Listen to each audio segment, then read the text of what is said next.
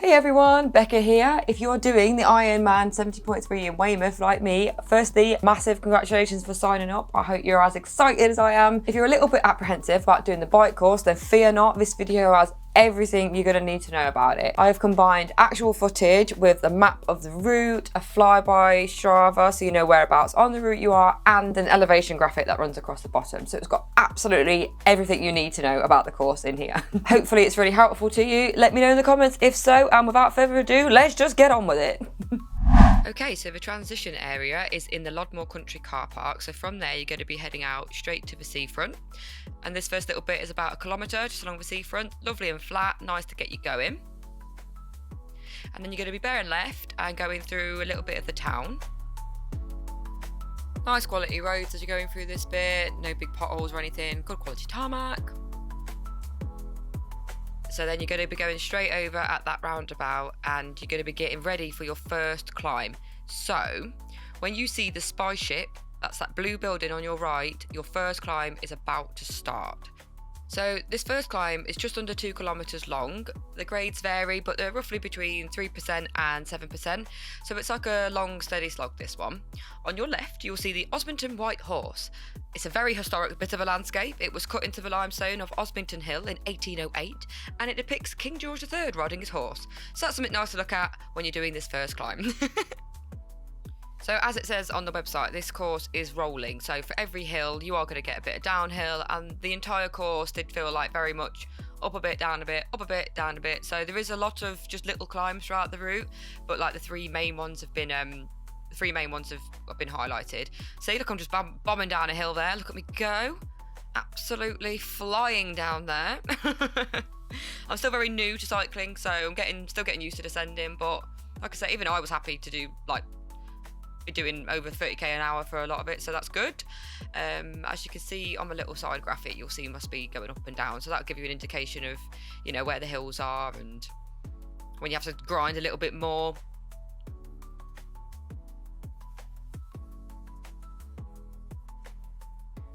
Okay, so we're just coming up to Warmwell, and so we're going over that roundabout, and I remember absolutely flying through this little town. It's really quick, so hopefully if it's like this day when we did it, like a lovely dry bright day, that, you know, you'll be able to make some good time up there. Hopefully it's not raining. Fingers crossed, because I imagine be a little bit more tentative if I'm going down the hills in the rain.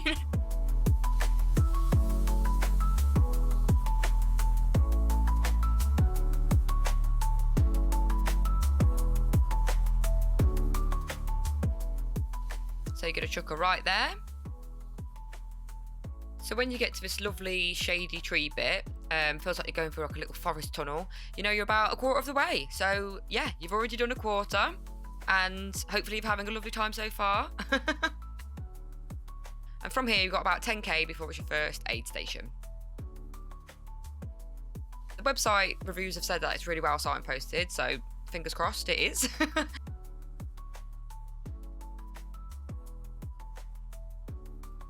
This whole day, this whole route just feels really, really green, so it's just an absolute joy to go through, to be honest.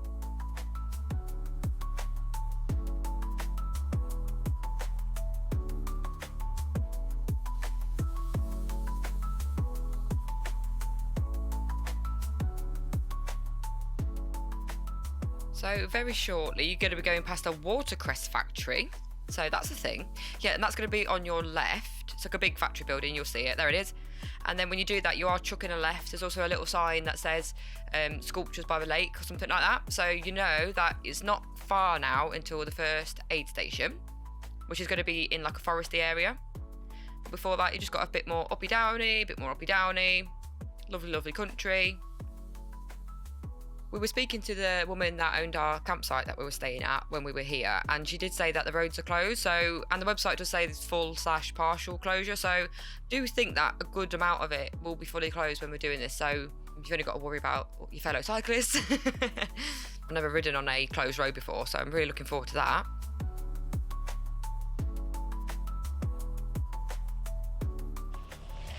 Talky talk.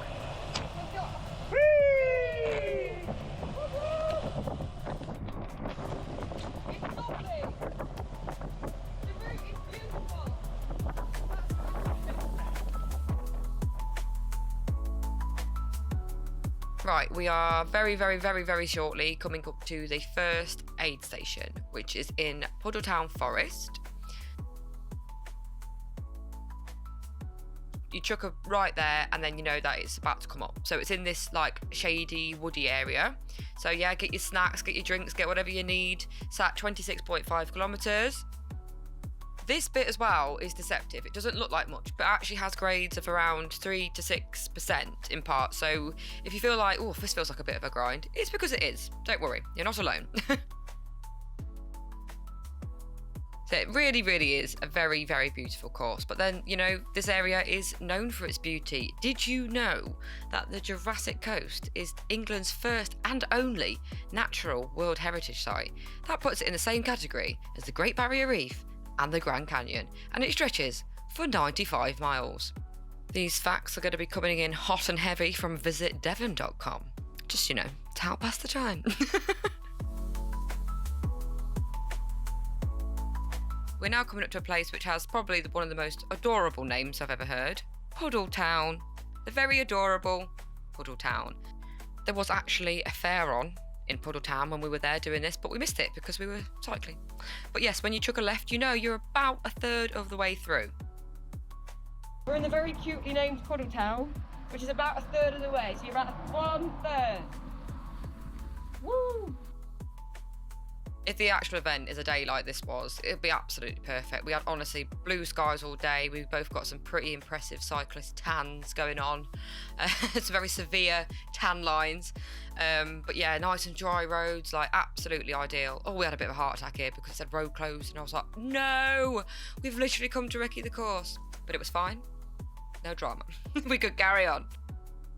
And again, the whole course is undulating, so if you do see my speeds on the side, you'll see they go down to like in the teens and then they go up to the 30s. Luckily, I know it says it is going to be posted and stuff, but there isn't actually that many turns on this route. A lot of it is long stretches of roads. Like they wiggle around a bit, but they are like long stretches of roads, so that's good.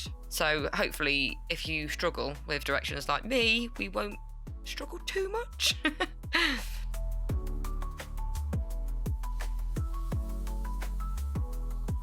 Like a slope.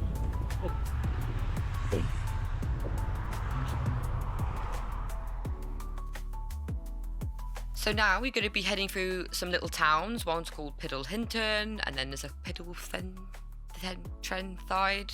Please tell me how to say that properly. And you'll go past some little pubs. One's called like the Piddle Inn. I think there's the Poacher's Inn or something like that. So you go through some little town bits here.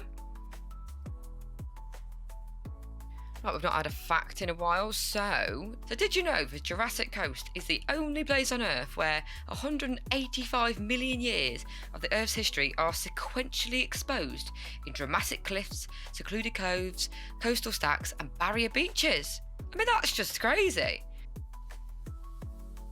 We had a caravan here when I was a kid, and I knew it was a fossily place. We used to go fossil hunting all the time. That was a very common activity for us.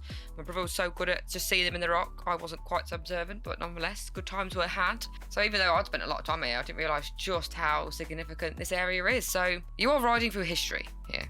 Yes, it's a very special place.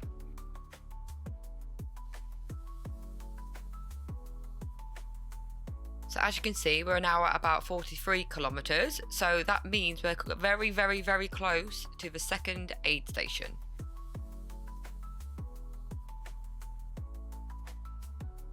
So the second aid station is at Henley Lay-by, and it is at 44.3 kilometres. I think it is just going to be at the little lay-by on the side.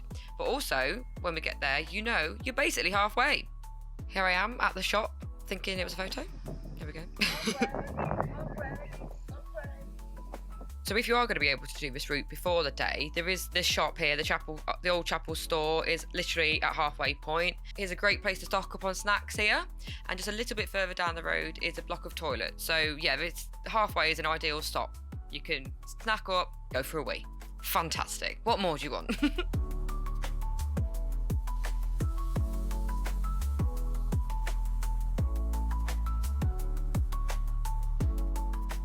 So the next part of this course, up until the next big section, which is the big climb, it's a lot of the same sort of ups and downs. So some grinding and then some bits where you can fly down the hills. It's just a lovely bit of both, basically. ideal, and the roads are good. The roads are good all round, which is great. Yeah, making this video was I had to think quite a bit because trying to match up all the maps and the footage was quite tricky. So if they kind of drop in and out for 100 meters or so, just let me off because it was quite difficult. But fun to do, and hopefully you'll find it very helpful. Hopefully, if you're not going to be able to do the course ahead of time, that you can just scrub through this and just see what the course actually looks like, what that's like in relation to the elevation, what it's like in relation to where it is on the map. Hopefully it's nice and informative for you.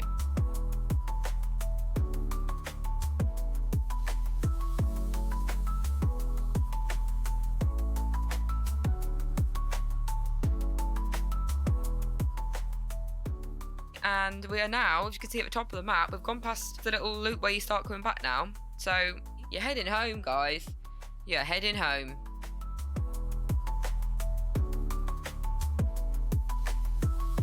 So the day we did this, we actually did 100 kilometres because we cycled to and from the campsite we were staying. So that was my biggest ride to date. Well, it was amazing. I felt pretty good, to be fair. Hello. I'm still very new to cycling. I've actually only done a couple of big rides before this. I've done a couple that were like just under 60. So this was by far my biggest ride to date. And you know what? I felt pretty good. So that's nice. We are now approaching the beast of a hill though. When you come up to Cosmore, when you see signs for Cosmore, get yourself ready. Get ready to just grit your teeth and get through it because it is a climb. So this climb starts at around 61 kilometers and you've just got to grit through it. You can do it. It is hard, but it is the hardest part of the course by far. So just know that after this, it's nowhere near as difficult. So it is facts-wise. So yeah, so the climb starts at around 60.6 kilometers until just under 63. So it's just over 2 kilometers. It is a slog. The grade is around 12% in parts. A good amount of it is around 7 to 10%, so you do just need to grit through this section.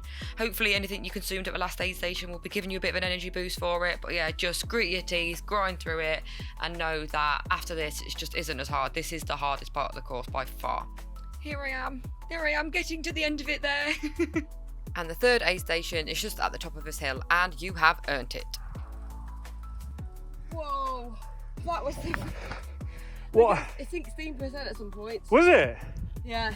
What a hill. What a hill. We did it though. Did you stop? No.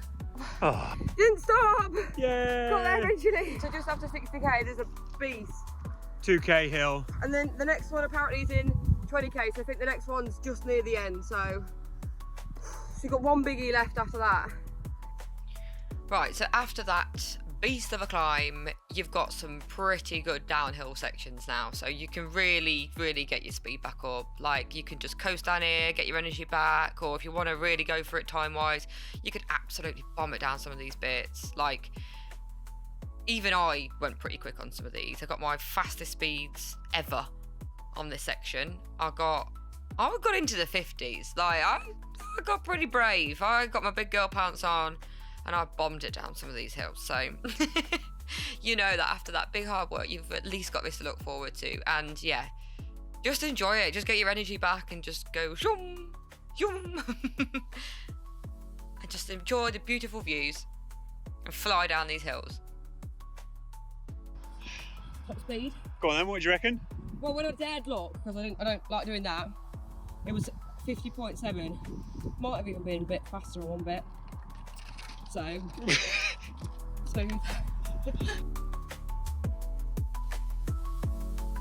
Just going to throw some stats at you. So last year for this event, the fastest male did it in 4 hours, 8 minutes and 45 seconds, and the fastest female did it in 4 hours, 44 minutes and 21 seconds, and 1,759 people took part. Those times are insane. I personally, if I can do it under 6.5 hours, I'd be buzzing. I'm really hopeful I can do that. That's my hope, my aim. So wish me luck. Let me know what you're aiming for. If you're just aiming to get through it, that's absolutely fine as well. It's a massive achievement, so just finishing will be an achievement in itself.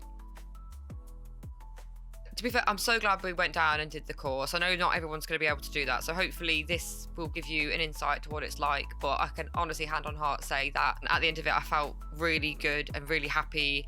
I wasn't scared anymore. I had been really worried about it, especially after last week we went to Lake Districts, and I struggled so hard with the hills, so I was feeling pretty low about it, to be honest. But doing this, it's just such a beautiful course that like you kind of just forget about the hills, honestly, because it's just an absolute joy to do. So hopefully that makes you feel better if you're worried about it. Like, take it from someone who's really new, it is a really, really, really fun day out.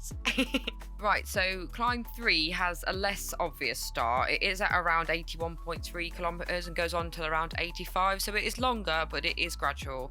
And to be honest, I didn't find it too different to just the overall course. So I was initially a little bit confused why this one came up as a climb on the Garmin bike computer thing, because other ones that felt similar didn't class, but this one has a grade of between 3 to 5 for a lot of it, parts of it are around 7, and then there is a shorter section at the end that does go a bit steeper, around 10 to 12%, but it's just nowhere near as hard as the last climb that you just did. And you are so close to the end now. You've only got 5 left when you can see the sea. Yeah. Oh, that's nice. Someone's been doing donuts. Right. Cool boy. 5 left. 5 left. Okay. So yeah, after that little crossroad there, this really is the home stretch now. You're at 85 kilometers, you've just got a little tiny 5k left to do. And yeah, there's a good bit of downhill here. Just flying towards the sea. How lovely is that?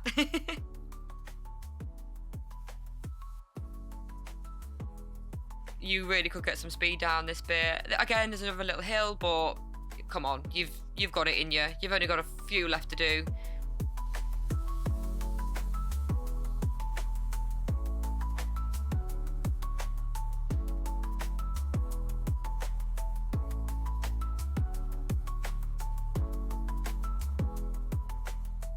So here we go, we're just going through the last little bit of town, and then you are very, very, very, very shortly going to come up to the roundabout you will recognise, because it's where you started. Here we go, and there you go. So now it's the home stretch. You've done it. You've officially done it. You are literally just ploughing on now into the transition zone. Now you can start mentally preparing yourself for the run. So just a half marathon left to do, and you have done it. That's it. That's the biggest section done. Bike section complete. Congratulations. And I hope it goes absolutely amazing for you on the day. Course complete.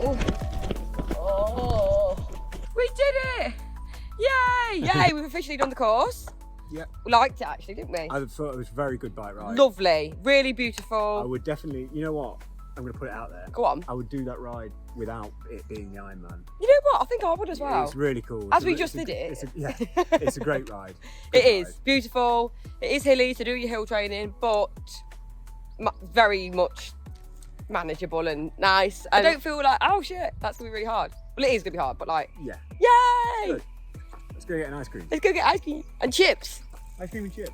So thank you so much for watching. I do hope you found it helpful and it's made you feel a little bit less nervous about doing the event. Please share it with anyone else you know who is doing the event, and I hope to see you there, and let me know in the comments if you're going to be there, and say hi, and let's just absolutely smash it. So as always, thanks for watching, and I'll see you next time.